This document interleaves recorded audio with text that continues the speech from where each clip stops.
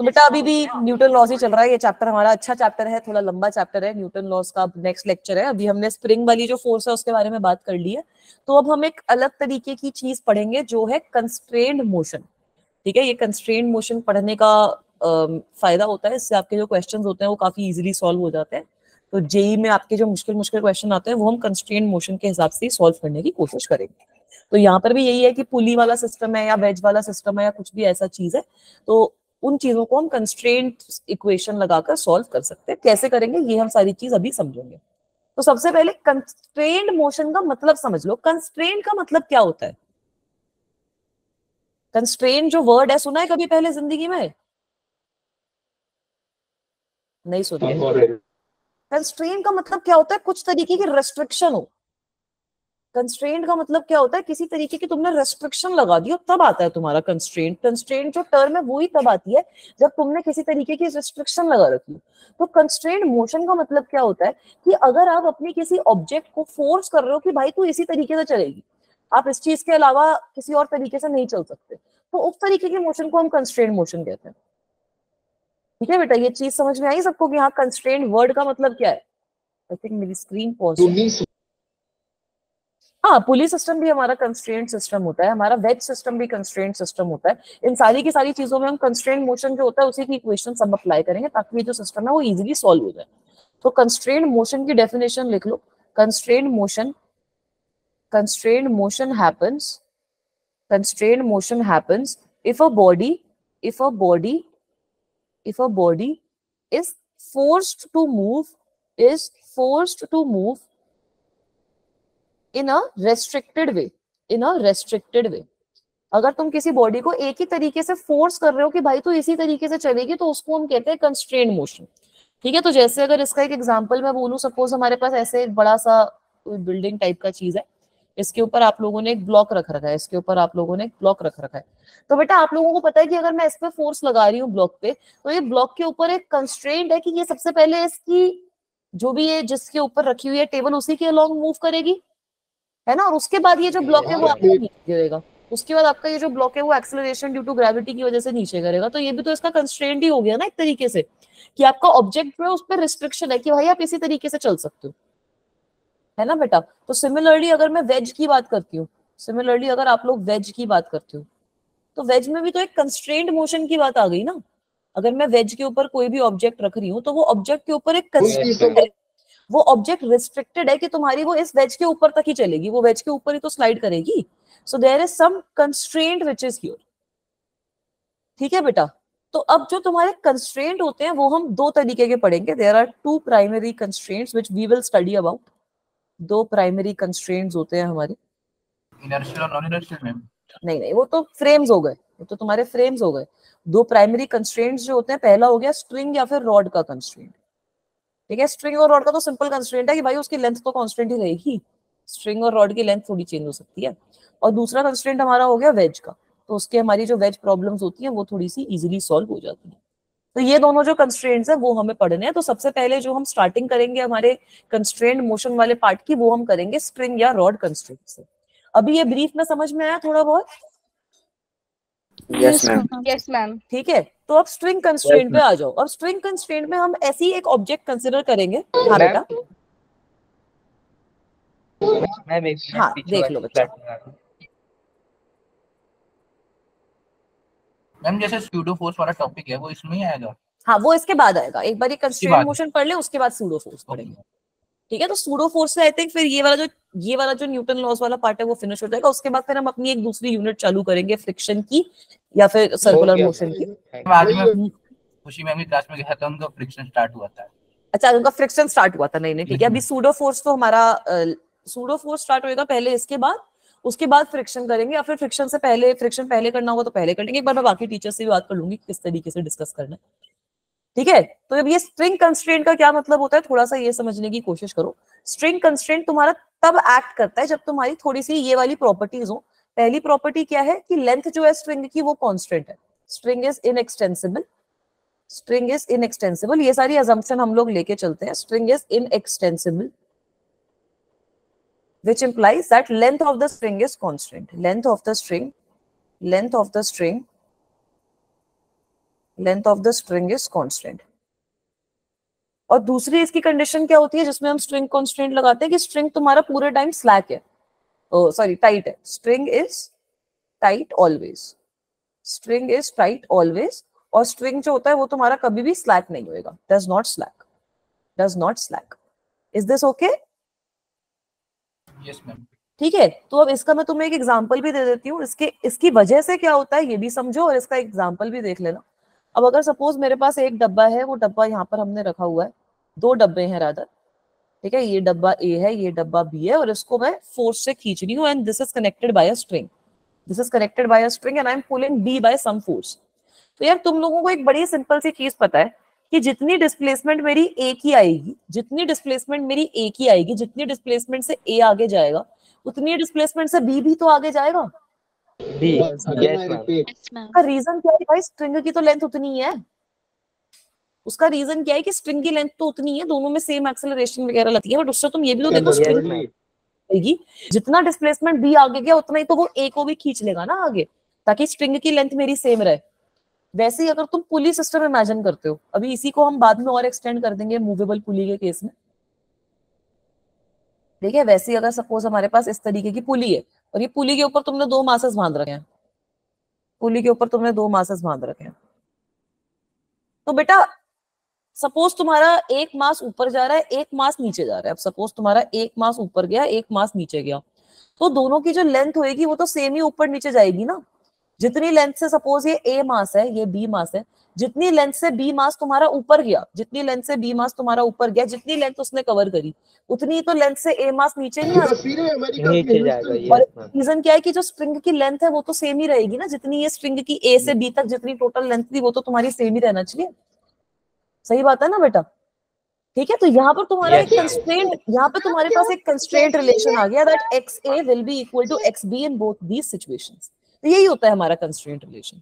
तो कंस्ट्रेंट के केस में क्या होता है कि कुछ भी तुम्हारे जो पैरामीटर है मोशन के, चाहे वेलोसिटी हो, चाहे एक्सेलरेशन हो, लेंथ ऑफ द स्ट्रिंग है, एक्सटेंशन कितनी हो रही है वो है, तो ये सारे जो पैरामीटर्स है इनके बीच में तुम्हारे पास एक डेफिनेट रिलेशन आ जाता है।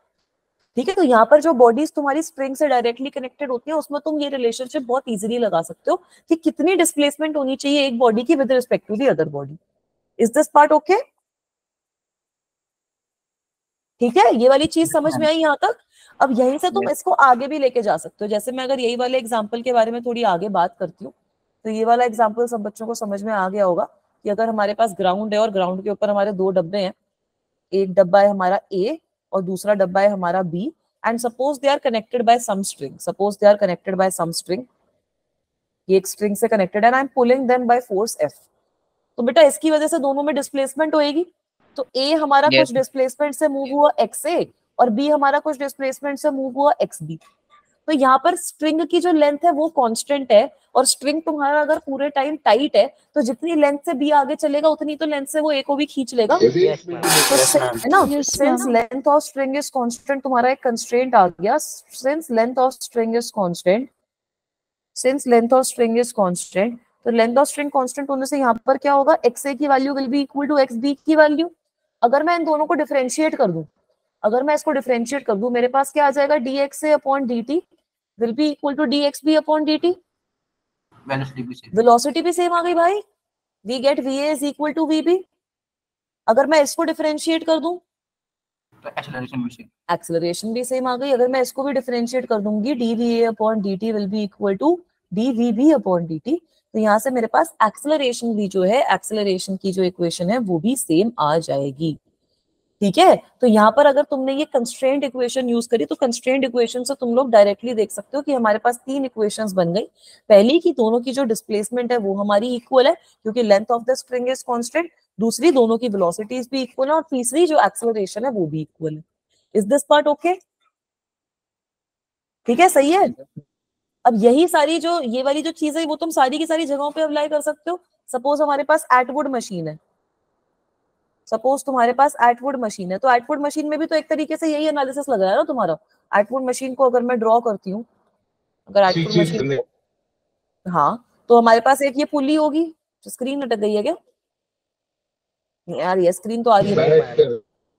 ठीक है, हमारे पास एक पुली है, हमारे पास दो मासेस होंगे इस पर लटके हुए, बढ़िया। ऐसे ये दो मासेस लटके हुए हैं, एक मास है ए और एक मास है बी।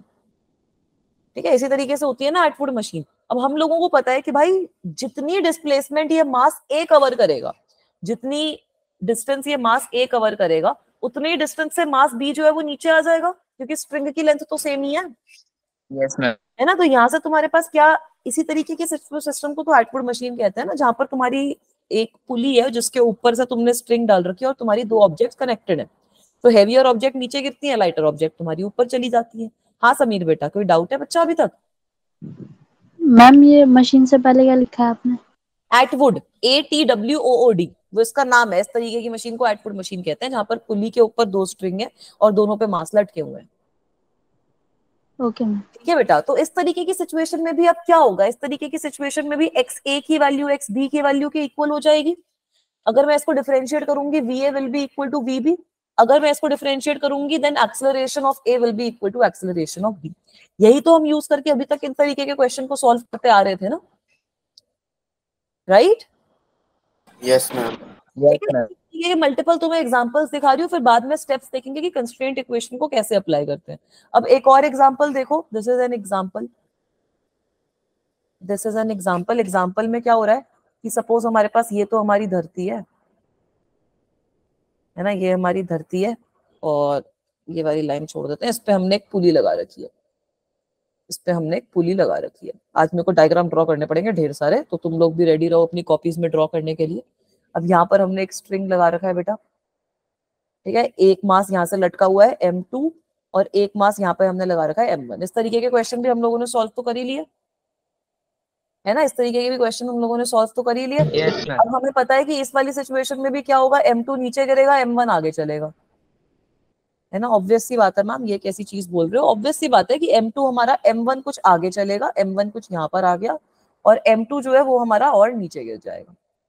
तो बेटा स्ट्रिंग की लेंथ तो यहाँ पर भी कांस्टेंट ही है, स्ट्रिंग की लेंथ तो यहाँ पर भी कांस्टेंट ही है। तो जितना डिस्टेंस ये x1 डिस्टेंस M1 ने कवर किया, उतना ही तो डिस्टेंस ये x2 डिस्टेंस M2 ने भी कवर किया होगा। तो यहाँ से भी तुम्हारे पास सेम इक्वेशन बन जाएंगी, x1 is equal to x2, मतलब v1 is equal to v2, मतलब a1 is equal to a2। Is this okay? Yes ma'am. ठीक है। अब इसका जो मेजर एप्लीकेशन होती है वो होती है मूवेबल पुली या फिर बहुत कॉम्प्लिकेटेड पुली वाले सिस्टम्स होते हैं ना, उसके अंदर इसकी बहुत अगली एप्लीकेशन होती है। अब आ जाओ तुम मूवेबल पुली वाले सिस्टम पे।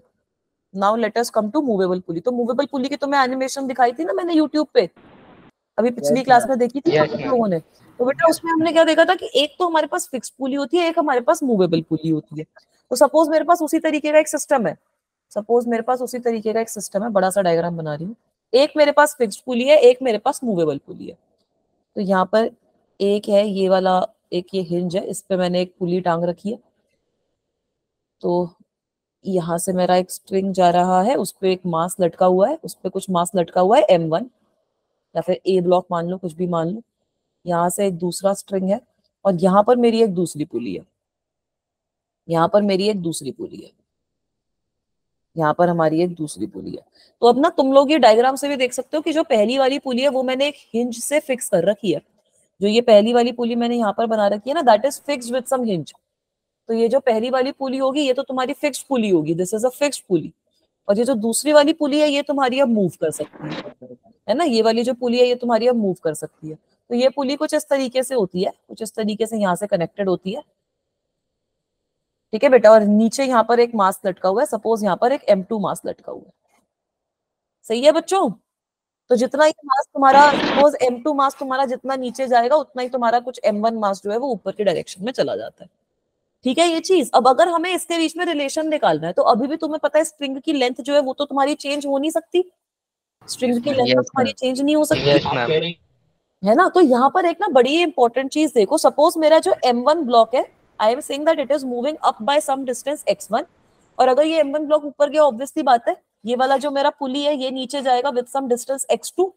जितने डिस्टेंस से पुली नीचे जाएगी उतने ही डिस्टेंस से मेरा ये जो मास है वो भी नीचे चला जाएगा, ठीक है। अब ना एक बड़ी ही इंपॉर्टेंट चीज तुम ये चीज नोट करो कि अगर ये x2 डिस्टेंस से नीचे गई, अगर ये वाली x2 डिस्टेंस से नीचे गई, तो यहां से भी x2 डिस्टेंस पूछेगा, यस मैम। तभी कुछ x2 डिस्टेंस खींचेगा। तो बेटा एक बड़ी चीज कि क्या बेटा आपने डायग्राम के अलावा कुछ और लिखा है क्या? नहीं, डायग्राम के अलावा कुछ और नहीं लिखा है अभी। डायग्राम के अलावा कुछ और नहीं लिखा है अभी। मैम आपका कर्सर चलता है वो दिख रहा है वैसे।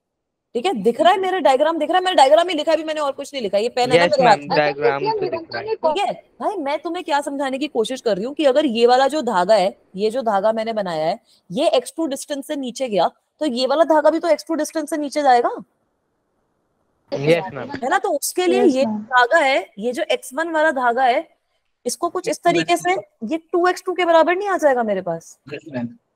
कैन यू गाइस सी हाँ, this? yes, ma'am. Yes ma'am. कि अगर x2 डिस्टेंस में मेरे दोनों धागे यहाँ से x2 डिस्टेंस अगर एक्सटेंड हो गए, तो ये तब ये x2 डिस्टेंस कवर हुआ, तो ये जो x1 है इसको तो ट्वाइस ऑफ x2 होना पड़ेगा, तभी तो ये चीज हो पाएगी, यस है मैम। ना। सो बेसिकली आपका स्ट्रिंग 2x2 डिस्टेंस की लग रही है, 2x2 आपकी स्ट्रिंग की लेंथ लग रही है, ताकि जो ये पुली है वो x2 डिस्टेंस से नीचे हो पाए। तो ये मेरी कंस्ट्रेंट इक्वेशन बन गई मूवेबल पुली के केस में। अब तो हो गया ना सिंपल तरीके से। अब Yes, यहाँ ma'am, पर आप अगर मैं differentiation करूंगी करती जाएंगे। तो v1 की वैल्यू कितनी हो जाएगी, 2v2, और a1 की वैल्यू कितनी हो जाएगी, 2a2। 2a2। ठीक है, तो इस तरीके से अब मूवेबल पुली के क्वेश्चंस भी तुम बहुत इजीली सॉल्व कर सकते हो। ये कंस्ट्रेंट इक्वेशन लगा के सॉल्व करेंगे अब हम। सही है बच्चों, चीजें समझ में आई क्या कर रहे हैं? ठीक है, is this okay? Yes ma'am. ठीक है, तो अब एक बार जितनी हमने ये सारे एग्जांपल्स पढ़े हैं, इसमें हमने कॉमन स्टेप का जो सिस्टम है वो फॉलो करा है। वही स्टेप्स हम देख लेते हैं कि किस तरीके से स्टेप्स फॉलो करने हैं हमारे को कंस्ट्रेंट इक्वेशन लगाने के लिए। So the next thing which we will try to understand is the steps for writing constraint relation. तो ये तुम्हारे लिए काफी इंपॉर्टेंट चीज है। अभी तक तो मैं खाली एक इंट्रोडक्शन दे रही थी कि कहाँ पे हम कंस्ट्रेंट इक्वेशन को कैसे कैसे यूज कर सकते हैं। अब कंस्ट्रेंट इक्वेशन को एक्चुअल में कैसे यूज करते हैं वो हम देखेंगे, ताकि तुम और अच्छे से अपने क्वेश्चंस को सॉल्व कर पाओ। x1 x2 वाले तरीके से क्वेश्चन सॉल्व होने मुश्किल हो जाते हैं। तो steps for writing string constraints, steps for writing strings constraints तुम लिख लो हेडिंग। ठीक है बेटा, तो सबसे पहले सपोज मेरे पास यहाँ पे 2 में डिवाइड कर देती हूँ इसको। ठीक है, तो स्टेप 1 तुम्हारा क्या रहता है? स्टेप 1 तो तुम्हारा सबसे सिंपल स्टेप है कि कितनी तुम्हारी नंबर ऑफ स्ट्रिंग्स है और कितने तुम्हारे ऑब्जेक्ट है, उनको आइडेंटिफाई कर लो। तो ये मूवेबल पुली का एग्जांपल ही मैं यहाँ पर लूंगी, उसी को सॉल्व करूंगी। Identify the number of objects and strings, the number of objects and strings in the given problem. ठीक है, so let me talk about the same situation जो मैंने अभी मूवेबल पुली की ड्रॉ करी थी ना, वही वाली मैं फिर से ड्रॉ कर देती हूँ। यहाँ 2-3 बार ड्रॉ करनी पड़ेगी मुझे, मेहनत लगेगी मेरी। तुम लोग भी करते रहो अपनी कॉपी में 2-3 बार ड्रॉ, अलग अलग ड्रॉ कर लो, ताकि ये वाला जो स्टेप है वो अच्छे से समझ में आ जाए। तो भाई एक स्ट्रिंग तो तुम्हारा कुछ इस तरीके से है, यहाँ पर तुम्हारा कुछ मास m1 है, यहाँ से तुम्हारी एक पुली लटक ही रही है ना, उसको ब्लू से ड्रॉ कर रही हूँ। यहाँ से तुम्हारी एक पुली है लटक रही है, इसका कुछ भी पुली है ये, सपोज यही वाला जो स्ट्रिंग है ये यहाँ पर ऊपर जा रहा है, यही वाला जो स्ट्रिंग है वो यहाँ पर ऊपर जा रहा है, और दूसरे स्ट्रिंग से तुम्हारा एक दूसरा मास लटका हुआ है, दूसरा एक स्ट्रिंग है जिससे तुम्हारा एक दूसरा मास लटका हुआ है। तो इसका मतलब है कि यहाँ पर मेरे पास कितने स्ट्रिंग आ गए? एक तो ये पूरा का पूरा स्ट्रिंग आ गया लंबा चौड़ा, सही बात है ना। और दूसरा मेरे पास एक ये स्ट्रिंग आ गया जो यहाँ पर नीचे हमारा ग्रीन कलर का मैंने जिससे मास 2 टांग रखा है अपना। वैसे ही मेरे पास 2 ऑब्जेक्ट आ गई, वैसे ही मेरे पास 2 ऑब्जेक्ट भी आ गई। एक तो मेरी ये m1 ऑब्जेक्ट आ गई और दूसरी मेरे पास ये m2 ऑब्जेक्ट आ गई। सही है, ये तो सिंपल स्टेप है। Yes ma'am. ठीक है, ये डिटेल में है, जब तुम इनको क्वेश्चन पे करने में आओगे तो क्वेश्चन में ऑटोमेटिकली सारे फॉलो करते रहोगे, बट ये तुम्हें एक बार लिखवा रही हूँ क्वांटिटेटिवली, ताकि पता रहे कि क्या क्या कर रहे हैं क्वेश्चन में भी। अब स्टेप 2 क्या है? assume variables। मैम आपकी स्क्रीन और अच्छा बेटा एक सेकेंड, यस मैम अब आगे मैं बड़ा बच्चे सा आओ। ए दिख रहा ठीक है है, वही दिख रहा है उसमें। हाँ कोई नहीं दिक्कत, अभी दिख रही है। Yes ma'am. ठीक है, तो Yes, assume ma'am. variables and directions। अब सेकेंड स्टेप ये है कि assume variables and directions to represent parameters of motion parameters of motion तुम्हारे क्या होते हैं, जैसे डिस्प्लेसमेंट हो गई, एक्सेलरेशन हो गई, वेलोसिटी हो गई, ये सारी चीजें हो गई। तो अब ये वाले डायग्राम में मैं ये सारी चीजें डाल दूंगी, ठीक है, ये वाले डायग्राम में मैं ये सारी चीजें डाल दूंगी, और अपनी जो लेंथ होंगी सारी पुलिस की वो भी मेंशन कर दूंगी, जो ये सारी पुलिस की लेंथ होगी ना वो भी मेंशन कर दूंगी। तो ये मेरी पहली पुली है। अब यहाँ से मेरा एक स्ट्रिंग गया, दूसरा स्ट्रिंग यहाँ पे आया, यहाँ पर दूसरी पुली अटैच्ड है, ठीक है। ये दूसरी पुली तुम्हारी यहाँ से गई, अब फिर ऊपर चली जाएगी यहाँ से। ये डायग्राम बोल रही हूँ, बार बार बनाना पड़ेगा 2-3 बार, ये सब बच्चे ऐसे रेडी हो जाओ, बनाते रहो ये डायग्राम को अच्छे से। यहाँ पर तुम्हारा एक मास 2 लगा हुआ है। अब हम लोग क्या करेंगे, अब ये जितने भी तुम्हें स्ट्रिंग्स दिख रहे हैं ना, इनकी तो एक लेंथ ले लो। सबसे पहले ये जितने भी स्ट्रिंग्स दिख रहे हैं इनकी एक लेंथ ले लो। सपोज सारे स्ट्रिंग्स की लेंथ में किससे, कौन सा कलर तुम्हें पसंद है, बताओ कौन से कलर से बना है। रेड से बना देते हैं ये चीज। मैम मेरा सपोज कलर व्हाइट है। व्हाइट से यार बना दिया ना धागा, तो मेरा मन करता है कि मल्टी कलर बना दो ताकि बच्चों को दिक्कत ही ना है ना। अब सपोज यहाँ पर सारी मैम सारी ब्लैक है लेकिन शेड भी ब्लैक कलर किया तो बना नहीं सकता इससे।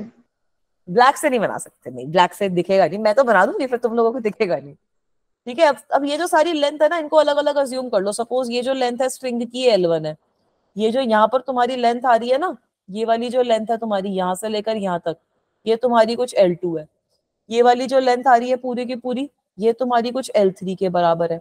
और ये वाली जो स्ट्रिंग आ रही है यहाँ पर जो ये छोटी सी है, इसकी लेंथ L4 के बराबर है। चारों की चारों स्ट्रिंग की हमारी कुछ लेंथ आ गई है ना। अब इसके अलावा हमारा क्या हो रहा है, इसके अलावा हमारी यहाँ पर कुछ वेलोसिटीज भी होंगी। वेलोसिटीज कौन कौन सी होगी, ये जो मास है ये ऊपर जाएगा with velocity v1, Yes, ma'am. ये वाला जो मास है ये नीचे आएगा विद वेलोसिटी v2। और भाई ये पुली भी तो मूव कर सकती है, पुली भी तो मूव कर सकती है, तो पुली भी नीचे आ रही होगी, पुली भी नीचे आ रही होगी with some velocity vp। Is that okay? ये चीज क्लियर है। तो अब हमें क्वेश्चन में हमने अगला स्टेप क्या किया है कि जितने भी हमें स्ट्रिंग्स दिख रहे थे उन सबको L1 L2 L3 L4 बोल दिया। अब यार तुम यहाँ पर स्ट्रिंग की कंजर्वेशन की इक्वेशन लगा पाओगे बहुत इजीली, बताऊंगी कैसे। सही है बेटा? तो ये मेरा एक तरीके से ये जो सेकंड स्टेप था उसी के अंदर मैंने तीसरा स्टेप भी अपना मिला दिया। चलूं एक बार आगे?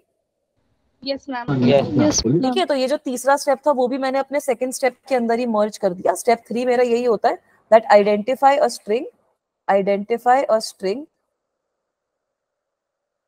and divide it into different linear sections, तो ये तो हमने पहले ऑलरेडी कर लिया है ना, into different linear sections। तो ये वाला जो स्टेप है we have already this step already done in previous slide। हमने हमारे स्ट्रिंग को L1 L2 L3 L4 में डिवाइड कर लिया, यही हमारा काम था। ठीक है बेटा? ठीक है, तो अब यहाँ पर हमारा जो पॉइंट है वो नोट करने का यही है, दैट इसको हमने करा क्यों है, क्योंकि टोटल लेंथ, ये वाली जो चीज थी हमने जो ये सबको सेगमेंट में डिवाइड करा है वो करा क्यों है, क्योंकि the total length of inextensible string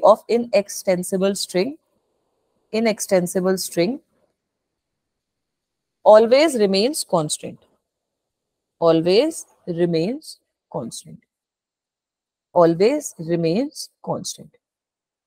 सही है। तो ये वाली जो फिनोमिना है जो तुम्हें पता है, यहां से तुम एक बड़ी ही बढ़िया चीज बोल सकते हो कि अगर मैं जो फर्स्ट वाला स्ट्रिंग है, जो पिछले केस में मैंने फर्स्ट वाला स्ट्रिंग बनाया है, फर्स्ट वाले स्ट्रिंग के बारे में बात करूं तो ये जो फर्स्ट वाला स्ट्रिंग है उसके केस में L1 plus L2 plus L3 will be constant, है ना। L1 plus L2 plus L3 जो पूरी की पूरी लेंथ है वो मेरी कांस्टेंट हो जाएगी ना यहाँ पे, और ये जो L4 होएगा वो भी मेरा कांस्टेंट रहेगा। ठीक है, तो यहाँ पर एक तरीके से मेरी दो इक्वेशंस क्या बन जाएंगी, for string 1 L1 plus L2 plus L3 will remain a constant. Same string के लिए जितने उसके सेगमेंट है वो सारे की सब तो कांस्टेंट ही रहेगा। और जो सेकंड वाली स्ट्रिंग है for string 2 L4 will be a constant। Is this part okay? To everyone? Ma'am इस रिलेशन का यूज कैसे करेंगे? ये वाली चीज समझ में आई? अभी बताती हूँ उसको यूज कैसे करेंगे। ठीक है, इसको डिफरेंशिएट करके वेलोसिटी आ जाएंगी ना तुम्हारी, जो तुमने सारी वेलोसिटीज वहां पे डाली हैं। Yes, ma'am. हाँ है ना। Yes. इसको अगर तुम डिफरेंशिएट करोगे तो वेलोसिटीज तो आ जाएंगी तुम्हारी, किस तरीके से तुम्हारी लेंथ चेंज हो रही है वो वेलोसिटी तो रिप्रेजेंट करती है। सही है ना। चलूं आगे। तो मैम वेलोसिटी Yes. का सब तो जीरो आ जाएगा ना फिर, क्योंकि वो तो कांस्टेंट है। हाँ तो वहां से तुम्हारे पास, लेकिन जैसे वेलोसिटी ऑफ द पुली निकालनी है या v2 की वैल्यू निकालनी है वो एक दूसरे के टर्म में आ जाएगी ना। यस अभी मैम, बताती हूँ कि वो भी कैसे करेंगे। अभी let me explain how we will do that as well. यहाँ तक समझ में आया? स्टेप बाय स्टेप समझो। अभी आगे जो भी स्टेप्स हैं वो तुम्हें, trust the process and you will get good benefits. ठीक है, ये 3 स्टेप समझ में आए? एक एक करके स्टेप समझ लो सारे। चलूं अब आगे। Yes yes ma'am. चलो अगला स्टेप यही है, डिफरेंशिएट। अब स्टेप 4 में हमारी डिफरेंशिएशन शुरू हो जाएगी। So differentiate with respect to time. Differentiate with respect to time. With respect to time. तो अगर मैं पहली इक्वेशन को डिफरेंशिएट करती हूँ तो मेरे पास कुछ इस तरीके के आएगा दैट हमारे को क्या पता है that L1 plus L2 plus L3 was a constant, yes ma'am. है ना। तो if I differentiate this with respect to time तो I will get dL1 upon dt plus dL2 upon dt plus dL3 upon dt will be equal to 0। Constant की जो होती है वो 0 होती है। तो बेटा यहाँ पर ना इस तरीके की इक्वेशन को अब मैं नए तरीके से रिप्रेजेंट करूंगी। L1 के ऊपर डॉट लगा दूंगी। तो एक डॉट मतलब dt करा है, 2 डॉट होंगे तो डबल डिफरेंशिएट करा है। तो इस तरीके से तुम जब आगे पढ़ोगे, अभी तो तुम लोग तो मैथ्स वाले हो ना, तो तुम लोग पढ़ोगे ये इक्वेशंस वगैरह में कि डॉट से या फिर प्राइम से इसको रिप्रेजेंट कर सकते हैं। तो L1 डॉट प्लस L2 का डिफरेंशिएशन प्लस L3 का differentiation should be equal to 0। Yes ma'am. ठीक है बेटा। अब यहाँ पर इसका मतलब क्या है कि किस तरीके से मेरी जो लेंथ है वो चेंज हो रही है। तो यहाँ पर कुछ साइन कन्वेंशन भी होता है, यहाँ पर एक साइन कन्वेंशन भी होता है, यहाँ पर एक साइन कन्वेंशन भी होता है, क्योंकि लेंथ तुम्हारी इंक्रीज भी कर सकती है, डिक्रीज भी कर सकती है। लेंथ तुम्हारी इंक्रीज भी कर सकती है, डिक्रीज भी कर सकती है। तो अगर तुम पॉजिटिव साइन लगा रहे हो, अगर तुम पॉजिटिव साइन लगाओगे यहाँ पर, अगर तुम पॉजिटिव साइन लगा रहे हो तो इसका मतलब है length will increase, length increases, length increases. और अगर मैं नेगेटिव साइन लगा रही हूं, अगर हम नेगेटिव साइन लगाएंगे तो नेगेटिव साइन का क्या मतलब है, लेंथ डिक्रीजेस। नेगेटिव साइन का क्या मतलब है, लेंथ की वैल्यू जो है वो तुम्हारी डिक्रीज हो जाएगी। अब let's come back to the diagram again. ये चीज यहां तक समझ में आई? मैं बस साइन कन्वेंशन को दोबारा समझा दो। साइन कन्वेंशन को दोबारा समझा दो, एक बार डायग्राम से समझाती हूँ। पॉजिटिव का मतलब है लेंथ बढ़ रही है, नेगेटिव का मतलब है लेंथ घट रही है। ये याद हो गया? Yes ma'am. ठीक है। अब ना ये डायग्राम पे वापसी आ जाओ, ये पुली वाले पे। तो यहाँ पर L1 की जो वैल्यू है वो टाइम के साथ कम नहीं होएगी, यस मैम। है ना। L1 की वैल्यू टाइम के साथ कम हो जाएगी और L2 और L3 की वैल्यू जो होगी वो बढ़ जाएगी। यस यस सही बात है ना। L2 और L3 की जो वैल्यू होगी वो बढ़ जाएगी। मैम, एक बार फिर से बता दो। ठीक, ये वाली चीज क्या बताऊं फिर से, ये बताओ। मैम जब आपने अच्छा, जो बोला अभी मैंने बोला, मैं बोल रही हूँ कि ये वाले डायग्राम में मास 1 जो है वो हमारा ऊपर जा रहा है, मास 1 हाँ, हमारा yes, ऊपर ma'am. जा रहा है। तो मास 1 अगर ऊपर जाएगा, ये जो L1 वाला सेगमेंट है इसकी लेंथ कम नहीं हो जाएगी, Yes, है ना। और ये जो पुली है और ये जो दूसरा वाला मास है ये मेरा नीचे आ रहा है, तो L2 और L3 की जो लेंथ है वो बढ़ नहीं जाएगी, बढ़ जाएगी। वो बढ़ जाएगी Yes, ना। यही तो मैं चीज बोल रही हूँ। और अब ये बढ़ेगी कैसे? L1 वाली जो लेंथ है ये कम कैसे होएगी, V1 की वजह से, V1 के हिसाब से, है ना। हाँ, yes, L1 ma'am. वाली लेंथ कम होएगी, वो V1 पे डिपेंड करेगा। L2 की लेंथ कैसे बढ़ेगी, जैसे पुली मूव डाउन करेगी वैसे ही L2 की लेंथ बढ़ेगी। और L3 की लेंथ भी कैसे बढ़ रही है, पुली की वजह से बढ़ रही है ना बेटा। तो अगर मैं इस इक्वेशन को रीडू करके लिखती हूँ, तो इस इक्वेशन को अगर मैं रीडू करके लिखूंगी तो अब यहाँ पर मेरी ये जो इक्वेशन है ये कैसे चेंज हो जाएगी। L1 जो है मेरा वो कम हो रहा है। तो वो कम कैसे हो रहा है, क्योंकि उस पर वेलोसिटी जो है वो हमारी पहले वाले मास की लग रही है। और क्योंकि वो कम हो रहा है तो I can write down the velocity as negative in this case. Sign convention की वजह से वेलोसिटी को नेगेटिव लिख सकती हूँ, Yes, ma'am. Yes ma'am. है ना। तो V1 की वैल्यू नेगेटिव आ गई। L2 जो है वो मेरा बढ़ रहा है और L3 भी बढ़ रहा है। दोनों कैसे बढ़ रहे हैं, वेलोसिटी ऑफ द पुली के साथ बढ़ रहे हैं। Yes ma'am. Yes, दोनों ma'am. जो है वो वेलोसिटी ऑफ द पुली के साथ बढ़ रहे हैं। तो मेरे पास क्या आ जाएगा, प्लस वेलोसिटी ऑफ द पुली 2 बार, क्योंकि L2 का भी और स्क्रीन L3 का पॉज भी। होगी शायद। अच्छा, स्क्रीन पॉज, एक सेकंड।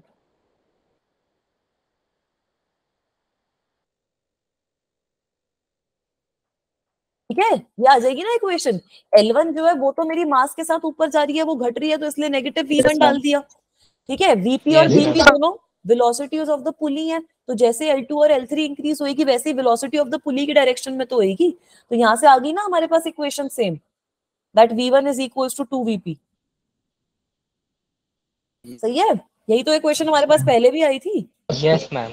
ठीक है, अब यही वाला स्टेप, अब ये वाला अगर हमारा स्टेप हो गया तो ये तो तुमने अपनी जो वेलोसिटी है ये एक तरीके से स्टेप 5 हो गया हमारा, ये एक तरीके से हमारा स्टेप 5 हो गया। That step 5 is that right differentials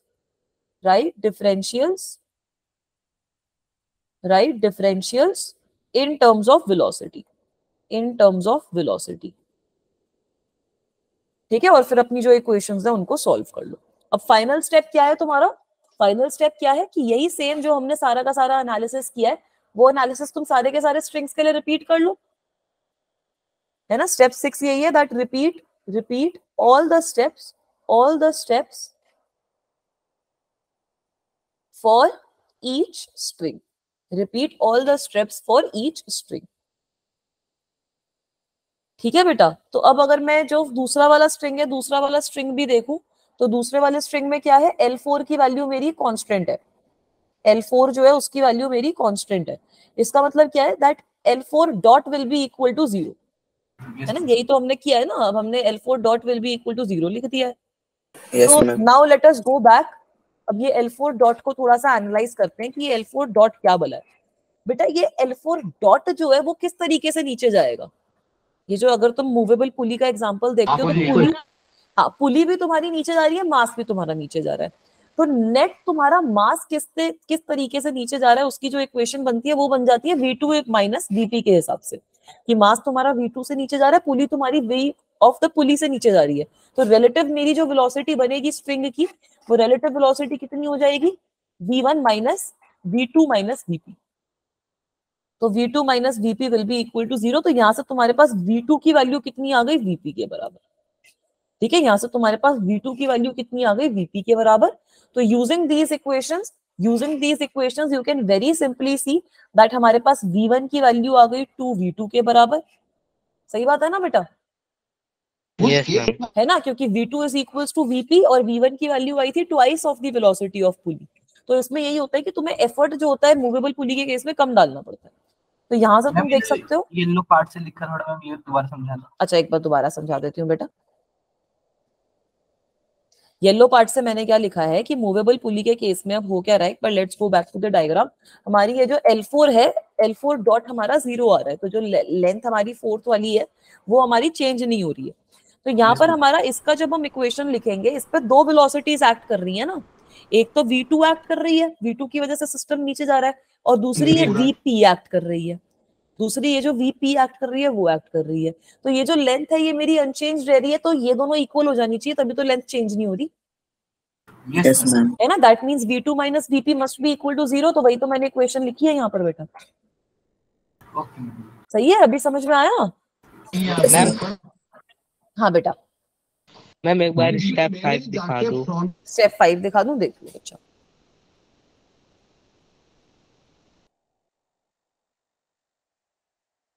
ठीक है, थोड़ा सा लंबा टॉपिक है ये, तभी ये कंस्ट्रेंट इक्वेशन पहले करवा देते हैं। तुम्हारे जो वो नोट्स आएंगे ना, तुम्हारे जो प्रिंटेड नोट्स आएंगे उसमें भी यही जो क्या कहते हैं उसको, स्टेप्स हैं वो फॉलो हो रहे हैं, मतलब इसी तरीके से सिलेबस चल रहा है। उसमें फ्रिक्शन की एक अलग पूरी मॉड्यूल बनी हुई है, तो इसीलिए मैं इस तरीके से करवा रही हूँ ताकि वहां से भी तुम्हें समझ में आए। हो गया मैम, थैंक यू। मैम ये सारी प्रॉब्लम्स एटवुड मशीन के नाम से ही आएंगी? नहीं नहीं, एटवुड मशीन तो खाली वो सिंपल पुली वाली होगी, ये तो मूवेबल पुली प्रॉब्लम है। अब ये मल्टीपल पुलीज हम ज्वाइन कर देंगे, 5-6 पुली ज्वाइन कर दी तब क्या होता है, तो बहुत अलग अलग प्रॉब्लम्स है। एटवुड मशीन वो है जिसमें एक पुली का सिंपल प्रॉब्लम तुमने दो साइड पे मास लटका रखा। ठीक है, ये बाकी सारे तो एग्जांपल्स इलस्ट्रेशंस अलग अलग है। सही है बेटा? Yes ma'am. चलो, अब यही सब चीजें करने का एक शॉर्टकट भी होता है, वो शॉर्टकट हम धीरे धीरे देखेंगे क्वेश्चंस में कैसे अप्लाई होता है। तो suppose you are having a movable pulley और उसकी तुम्हें वेलोसिटी एंड एक्सेलरेशन लिखनी है, velocity and acceleration of a movable pulley, of a moving pulley. तो इसका शॉर्टकट यही होता है, इसको हम अप्लाई भी करेंगे क्वेश्चंस में, बट पहले जो हमने कंस्ट्रेंट वाले देखे हैं उससे हम सीख लेंगे, फिर बाद में क्वेश्चंस में अप्लाई करेंगे। अब सपोज तुम्हारी एक ऐसे एक पुली है, अटैच नहीं करते, पुली को खुला छोड़ देते हैं। वो मैम A1 + A2 अपॉन में 2। हाँ, वही वाला, बिल्कुल सही पहचान, ऐसे पढ़ रखा है ये वाला टॉपिक आपने पहले? नहीं मैम, वो खुशी मैम वो वाला टॉपिक कराने वाली थी ना, अच्छा, तो थोड़ा सा जब रिवाइज हम कर लिया था। उनसे क्या कहते हैं, उनके बैच से अलग हो गए थे। हाँ हाँ हाँ, नहीं नहीं ठीक है, अच्छी बात है यार, देखो कोई दिक्कत की बात नहीं है। थोड़ा सा अब मैं यही सोच रही हूँ कि तुम लोगों के स्कूल शुरू होंगे तो तुम लोगों को तो ऑलरेडी कितनी चीजें आती होंगी, तुम कितने फायदे में रहोगे, है ना। तो सपोज अब यहाँ पर ऐसे दो मासेस हैं, ये M2 है, ये मास कुछ M1 है, ठीक है। अब इसकी वही कंस्ट्रेंट इक्वेशंस लिखनी है तो लिख सकते हो। ये तुम्हारी जो लेंथ है वो L1 हो जाएगी, और ये जो दूसरी वाली लेंथ यहाँ से नापोगे ये तुम्हारी कुछ L2 हो जाएगी। Let me say that both of these masses are moving up, movable pulley का केस है तो पुली भी तुम्हारी ऊपर जा रही है, ये दोनों जो मासेस भी हैं वो भी तुम्हारा V1 और V2 जो मास है वो कुछ ऊपर जा रहा है। तो इस तरीके की सिचुएशन में ना डायरेक्टली अगर तुम्हें वेलोसिटी ऑफ द पुली लिखनी है तो वो तुम लिख सकते हो V1 प्लस V2 अपॉन 2। ये तुम्हारा एक तरीके से फॉर्मूला है जो तुम डायरेक्टली यहाँ पर अप्लाई कर सकते हो। और अगर एक्सेलरेशन ऑफ द पुली लिखनी है तो एक्सेलरेशन ऑफ द पुली लिख सकते हो A1 प्लस A2 अपॉन 2। ठीक है, अभी इसको प्रूफ करने के लिए मैं मल्टीपल केसेस भी तुम लोगों को करवाऊंगी, बट ये फॉर्मूला पहले नोट डाउन कर लो। ठीक है, पहले ये जो फॉर्मूला है वो नोट डाउन कर लो। सही है, इसको हम अब ऐसे ही सॉल्व करेंगे कि मैं तुम्हें पुली के जितने भी अलग अलग केसेस होते हैं, जितने अलग अलग केसेस एग्जिस्ट करते हैं, वो सारे केसेस करवा दूंगी ताकि तुम्हें दिक्कत ही ना हो ये वाली चीज यूज करने में। हो गया, चलो अब अलग अलग केसेस डिस्कस कर लेते हैं पुली के, कि मूवेबल पुली के कौन कौन से केसेस पॉसिबल है। तो पहला केस यही है जो हमने यहाँ पर अभी एग्जैक्टली ड्रॉ करा है, कि पुली जो है वो हमारी ऊपर जा रही है and both the masses are also going up. एक सेकंड, स्क्रीन तक गई है, अभी हम रिफ्रेशिंग।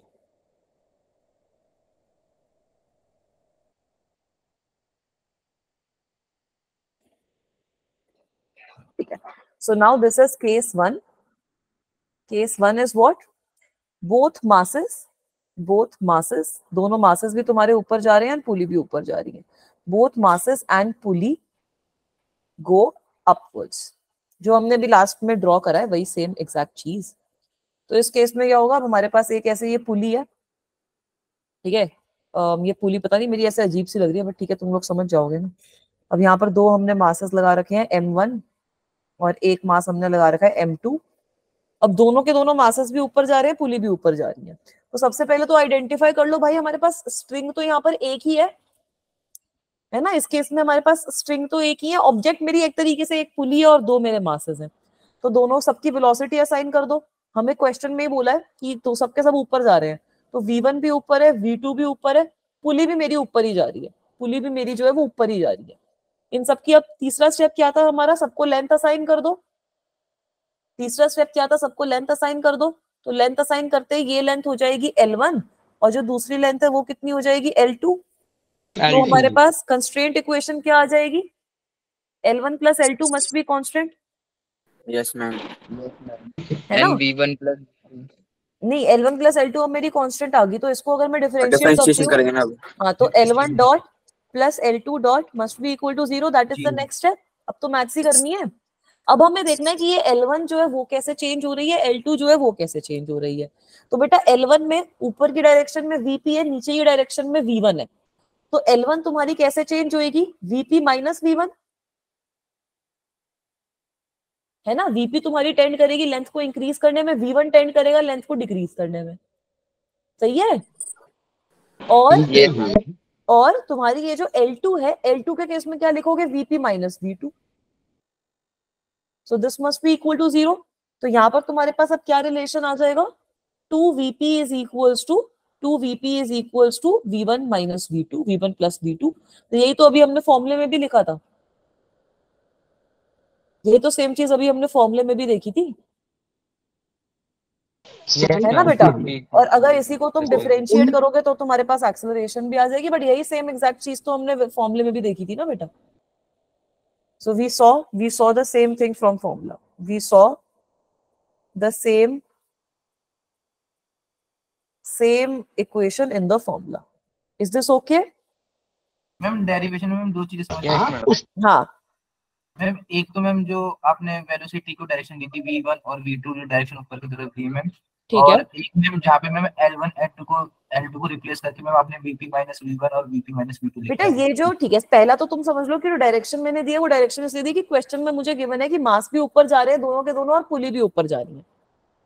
ठीक है, तुम्हें क्वेश्चन में गिवन है कि both the masses are going up and the pulley is also going upwards, it's a random some situation is there.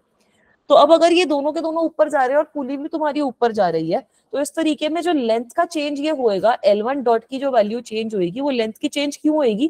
क्योंकि जो पुली है एक तरीके से वो उसको खींचने की कोशिश कर रही है और उसको लंबा करने की कोशिश कर रही है, बट V1 ट्राई कर रहा है कि उसको रिड्यूस कर दे, V1 की वजह से वो डिक्रीज हो रही है। तो Yes, यहाँ पर ma'am. जो L1 डॉट की वैल्यू होगी वो VP माइनस V1 हो जाएगी ना बच्चा। Yes, ma'am. ठीक है, वैसे ही अगर मैं ये वाला दूसरा वाला स्ट्रिंग देखूं तो पुली चाह रही है कि ये जो लेंथ है वो बढ़ जाए, pulley is trying to increase this length. Pulley जब पुली ऊपर जाएगी तभी तो ये लेंथ जो है वो मेरी बढ़ेगी, और ये जो V2 वाला है वो ट्राई कर रहा है कि लेंथ कम हो जाए, तो VP माइनस V2 आ रहा है यहाँ पर। सही है बेटा? Yes, ma'am. ठीक है, इसी के बाकी केसेस भी करवाती हूँ, उससे और समझ में आएगा क्लियरली। अब केस 2 देखो, अब केस 2 देखो, इसी के तरीके के ना अलग अलग क्वेश्चंस आएंगे, इसलिए केसेस डिस्कस कर रहे हैं। अब केस 2, सपोज दैट मास जो है वो तुम्हारा ऊपर जा रहा है, मास M1 going up and M2 going down, M2 going down, पुली तुम्हारी अभी भी ऊपर ही जा रही है, पुली is going upwards still. So now we are having some sort of a situation where you are having a pulley and there are again two masses hanging from the pulley. This is M1, here you are having some mass M2. अब क्या हो रहा है, तुम्हें बोला गया है कि मास M1 तुम्हारा ऊपर जा रहा है, मास M2 तुम्हारा नीचे जा रहा है। तो M1 is going upwards with some velocity V1 and M2 is going downwards with some velocity V2. Let me say that the pulley is also moving upwards. Pulley is also moving upwards. Let me say that I'm considering this. So ये सारी illustrations चल रही हैं। तो यहाँ पर भी हम लेंथ दोनों की देख सकते हैं, दोनों स्ट्रिंग की पहले लेंथ दे लो, पहला स्टेप यही है। ये लेंथ हो जाएगी L1, दूसरी लेंथ हो जाएगी L2। सही है बेटा? Yes, ma'am. तो अब हमारी इक्वेशन यहाँ पर भी सेम ही इक्वेशन बनेगी, खाली एक ही स्ट्रिंग है, that L1 plus L2 will be constant. L1 plus L2 is constant, which implies L1 dot plus L2 dot will be equal to 0. So can you guys tell me अब यहाँ पर क्या क्या values लिखोगे L1 dot और L2 dot की? Ma'am VP minus V1 लिखेंगे L1 dot की। ठीक है, बिल्कुल सही बोला आपने, VP माइनस V1 लिख दी L1 की, तो वो तो सेम ही है। और मैम L2 की जगह VP plus V2। Very good. अब L2 के लिए V2 वाली जो वेलोसिटी है वो ट्राई कर रही है L2 बढ़े, और VP भी ट्राई कर रही है L2 बढ़े, तो VP प्लस V2 हो जाएगी ना। सही है, तो यहां से अगर मैं अब velocity of the pulley calculate करती हूँ तो two velocity of the pulley will be equal to V1 minus V2।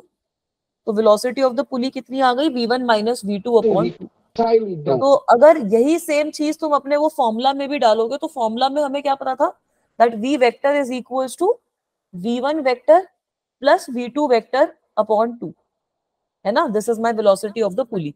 So if I am putting this same thing in this formula, तो फॉर्मूला में क्या हो जाएगा, V1 जो है वो मेरा पॉजिटिव है, ऊपर जा रहा है, Yes, ma'am. और V2 जो है वो नीचे जा रहा है, नेगेटिव है। डायरेक्टली आ गया। मैम प्लस V2 एक बार बताना। VP प्लस V2 क्यों आया? क्योंकि ये जो लेंथ है, अब ये जो लेंथ है, मास M2 अगर नीचे जाएगा तो ये लेंथ बढ़ेगी। Yes ma'am. मास M2 अगर नीचे गया तो ये लेंथ बढ़ेगी। वैसे ही अगर ये पुली ऊपर गई तब भी तो ये लेंथ बढ़ेगी। अगर ये जो पुली है वो ऊपर गई तब भी तो लेंथ बढ़ेगी ना बेटा। तो ये इस सिचुएशन में क्या हो रहा है कि जो पुली ऊपर जा रही है, it is trying to increase the length, और V2 भी try to increase the length कर रही है। तो इसलिए दोनों की दोनों वेलोसिटीज यहाँ पर L2 के बाद पॉजिटिव आई है। Yes ma'am. सही है बेटा? थोड़ी सी और केसेस देखोगे, धीरे धीरे और समझ में आने लग जाएगा। इसका एक वो YouTube वाली जो एनिमेशन एक बार क्लास के एंड में फिर से दिखा दूंगी ताकि और अच्छे से समझ में आए। चलूं आगे? Yes, ma'am. चलो। Yes, ma'am. अब क्या हो रहा है, केस 3 क्या है कि दोनों के दोनों मास सपोज नीचे जा रहे हैं और पुली तुम्हारी ऊपर जा रही है। ठीक है, कौन से कलर से लिख रहे थे? येलो से लिख रहे थे। केस 3 क्या है, masses, both masses are going downwards, both masses are going downwards and पुली जो है वो हमारी ऊपर जा रही है, एंड पुली जो है वो तुम्हारी ऊपर जा रही है। तो इस केस में लिखने की कोशिश करो, क्या इक्वेशन आएगी? सब बच्चे ट्राई करो। थोड़ी समझ में नहीं आ रही है। चलो, सिचुएशन नहीं है वो, सिचुएशन जब हम एग्जांपल्स करेंगे तब समझ में आएगी, अभी तो इलस्ट्रेशन चल रही है। अभी इट्स अ सिंपल इलस्ट्रेशन कि अगर ऐसा हो रहा हो, ये जो मासेस है सपोज किसी और पुली से कनेक्टेड है, कहीं और से कुछ कनेक्टेड है, उसके बाद ऐसा कुछ टाइप का सिचुएशन हो रहा है, तो वहां पे तुम ये इक्वेशन तो यूज कर सकते हो ना। Yes, ma'am. है ना। तो हो सकता है अब जैसे ये तो खाली मैं ऐसे 8 वोल्ट मशीन बना रही हूँ, हो सकता है यहाँ से जो मास है वो 2-3 अलग पुलीस से और कनेक्टेड है, तो उन सब सिचुएशन में तुम्हारी ये जो फॉर्मुलाज हम कर रहे हैं वो यूज हो जाएंगे, इसलिए करवा रही हूँ। ठीक है, अब सपोज इस तरीके की हमारे पास ये पुली है और यहाँ से हमारा कुछ मास लटक रहा है, ये मास है m1 और यहाँ से हमारा कुछ मास लटक रहा है m2। अब दोनों के दोनों मासेस तुम्हारे नीचे जा रहे हैं v1 और v2 और पुली तुम्हारी ऊपर जा रही है vp। तो इस सिचुएशन में क्या इक्वेशन बनेगी?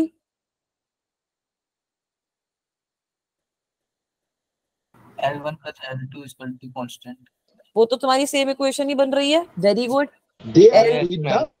L1 प्लस L2 तुम्हारा कांस्टेंट आएगा, सब में सेम ही इक्वेशन बनेगी भाई, मतलब L1 dot plus L2 dot will be equal to 0। Is this okay?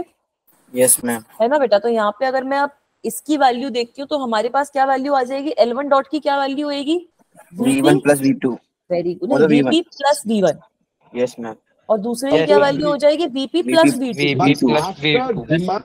सही है बेटा। तो यहाँ पे जब मैं देखूंगी तो 2Vp की जो वैल्यू है that will be minus V1 minus V2। तो Vp की वैल्यू कितनी आ जाएगी? Minus V1 minus V2 upon 2। ठीक है बेटा। तो यही तो सेम वैल्यू तुम्हारे पास जो हमने फॉर्मूला लिखा था उससे भी तो यही सेम वैल्यू आएगी ना बच्चा, यस मैम। है ना। जो हम लोगों ने फॉर्मूला लिखा है उससे भी तुम्हारे पास यही सेम वैल्यू आएगी। उसका रीजन क्या है कि भाई दोनों के दोनों अगर नेगेटिव डायरेक्शन में जा रहे हैं तो उसमें भी तो तुम्हारी वेलोसिटीज जो होंगी वो नेगेटिव ही मार्क करोगे ना। सही है बेटा। तो ऐसे तरीके के सिचुएशंस में सारे के सारे जो तुम्हारे पास वैल्यूज आएंगी वो तुम इस तरीके से डिराइव कर सकते हो। सही है। इसका एक क्वेश्चन सॉल्व करें, बस फिर क्लास अपनी खत्म करेंगे। मैम ये वाला डायग्राम थोड़ा इसमें केस में पुली का भी तो मास होगा ना कुछ तो। नहीं, मासलेस पुली ले रहे हैं Massless फिलहाल, हम पुली। मासलेस पुली लेते हैं। मासलेस पुली कंसिडर करते हैं फिजिक्स में पूरे में। ठीक है, पुली को मासलेस कंसिडर करते हैं तभी हमारे आंसर आ रहे हैं। अब इसकी एक इलस्ट्रेशन करवाऊं ताकि थोड़ा सा अच्छे से समझ में आए। Yes ma'am ma'am. ये वाला केस थोड़ा मैम समझ में नहीं आया मैम। अरे इस वाले केस में खाली ये हो रहा है कि दोनों मासेस नीचे जा रहे हैं, पुली ऊपर जा रही है। तो मास L1 जो है, लेंथ जो है, पुली भी बढ़ाने की कोशिश कर रही है, ये V1 भी बढ़ाने की कोशिश कर रहा है। तो V1 इसका मतलब Vp तो मैम प्लस स्ट्रिंग V2। बढ़ रही होगी फिर मैम दोनों ही तरफ से मैम। हाँ, इसका तो स्ट्रिंग वही की वाली लेंथ मैं बोल रही हूँ कि कांस्टेंट ये जो प्रैक्टिकली है इनको हम एग्जांपल्स में समझेंगे, क्योंकि है। इनके साथ में भी कुछ ना कुछ और कनेक्टेड हो सकता है जिसकी वजह से इस तरीके की चीज हो रही हो। ठीक है, वो भी चीज अभी हम समझेंगे बाद में। एक एग्जांपल समझाती हूँ ताकि उससे एग्जांपल से समझ में आया। Okay ma'am. मैम एक बार पीछे वाली स्लाइड दिखा देना। हाँ देखो बेटा,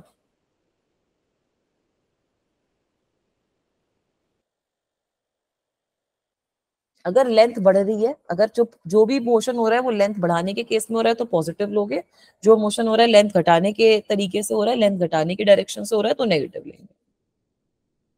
यस मैम, हो गया। ठीक है। अब चलो इसका ये वाला एग्जांपल देखो, इस तरीके के क्वेश्चन तुम्हारे आ सकते हैं इस पर्टिकुलर टॉपिक से। तो यहाँ पर तुम्हें कंस्ट्रेंट रिलेशनशिप निकालना है, कैसे निकालोगे? ठीक है, यहाँ पर तुम्हें कंस्ट्रेंट रिलेशनशिप निकालना है, कैसे निकालेंगे? Let me create a copy of this ताकि मेरे को डायग्राम बनाना ना पड़े। ठीक है, तुम लोग मुझे बताओगे कैसे निकालेंगे। चलो मैम पहले M2 M3 का निकाल लेंगे फिर M1 का। निकालो निकालो, मुझे कोई दिक्कत नहीं है, निकालो।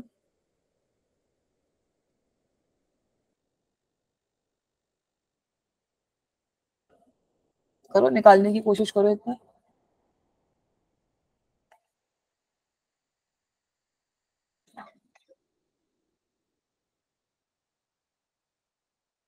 ठीक है, तो सबसे पहले तो वही कर लो ना, अपनी वो जो लेंथ वगैरह वाली चीज हम लोग कर रहे थे। सबसे Yes, पहले ma'am, अपनी वही जो करेंगे। लेंथ वगैरह वाली चीज हम कर रहे थे वो करो।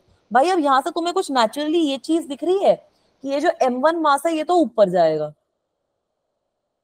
दिख रहा है ये कि सबसे पहले ये यस जो M1 मास है ये तो कुछ ऊपर जाएगा। अब नहीं Yes, उसको ma'am. सिस्टम मान लें पूरा। ठीक है, सिस्टम छोड़ो उसको, ये M1 मास तुम्हारा ऊपर जा रहा है कुछ वेलोसिटी V1 से।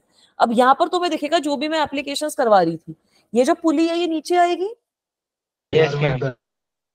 ये जो मासेस हैं ये भी नीचे जाएंगे इसके साथ में।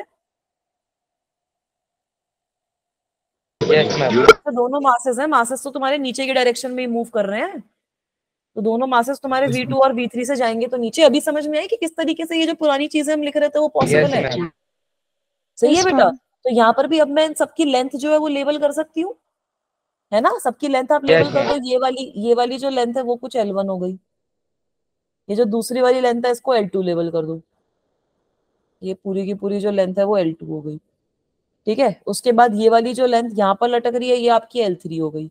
दिस इज L3 और ये वाली जो लेंथ है ये मेरी कुछ L4 हो गई। सही है। अब अपनी कंस्ट्रेंट इक्वेशंस लगाएंगे। यहाँ पे कितने धागे दिख रहे हैं तुम्हें? मैम 2 धागे दिख रहे हैं, लगाओ।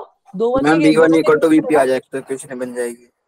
ठीक है, तो सबसे पहले अगर मैं स्ट्रिंग 1 की बात कर रही हूँ, सबसे पहले मैं स्ट्रिंग 1 की अगर बात कर रही हूँ तो स्ट्रिंग 1 के केस में क्या हो रहा है कि ये L1 और L2 वाली चीज हो रही है खाली।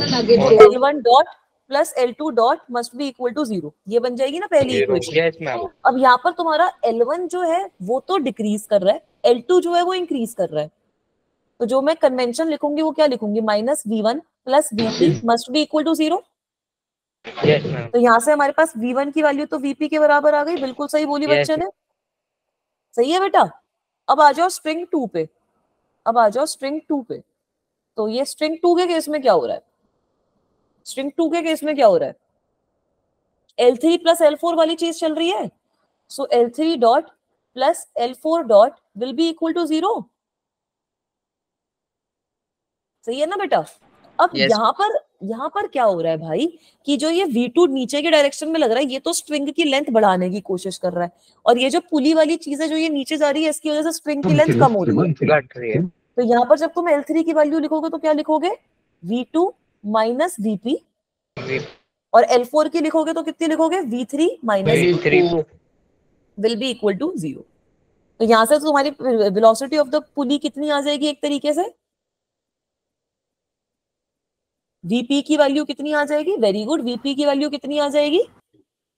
V1 प्लस V2 आ जाएगी ना इस केस में बेटा। V2 plus V3, V2 plus V3 upon 2। यही सेम चीज तुम वो जो फॉर्मूला है उससे भी निकाल सकते हो। अब पुली की भी नीचे की डायरेक्शन है तो वहां पर भी नेगेटिव आएगा, जो ये बाकी दोनों वेलोसिटीज है उनमें भी नेगेटिव आएगा, तो सारा का सारा ये तुम्हारा मामला बन जाएगा। तो यहाँ से एक आ गया फाइनल रिलेशनशिप हमारे पास V1, V2 और V3 में। V1 is equals to V2 plus V3 upon 2, which means A1 is equals to A2 plus A3 upon 2. Is this okay? Yes ma'am. समझ में आई इसकी एप्लीकेशन? मैम V2 V3 तो minus में, वो ये कहता है माइनस में होना चाहिए ना वो तो। V1 नहीं, मैग्नीट्यूड तो सेम ही आ रहा है ना दोनों का। ठीक है, नेगेटिव में तो नहीं आ रहा है ये। यहाँ पे देखो V1 की वैल्यू तुम्हारी वेलोसिटी ऑफ द पुली आ रही है और वेलोसिटी ऑफ द पुली ये आ रही है। सही है ना? तो तुम्हारे पास यही तो इक्वेशन बन जाएगी ना फाइनल। यस मैम, वो बस मेरा नेगेटिव में आ रहा है कि सबसे नहीं सही है। मतलब वैल्यू समझ में आएगी किस तरीके से हमारी स्ट्रिंग कंस्ट्रेंट को हम यूज कर सकते हैं, तो आपने पढ़ा है। ठीक है, तो इसी के अब अगली क्लास में इसी के ढेर सारे क्वेश्चन सॉल्व करेंगे, उससे तुम्हें और अच्छा आइडिया हो जाएगा। तो इसको रिवाइज जरूर कर लेना, ये इंपॉर्टेंट रहेगा। ठीक है बेटा, तो इसको अच्छे से सब बच्चे रिवाइज जरूर कर लेना, तुम्हारे लिए प्रायोरिटी रहेगी। Alright, thank you.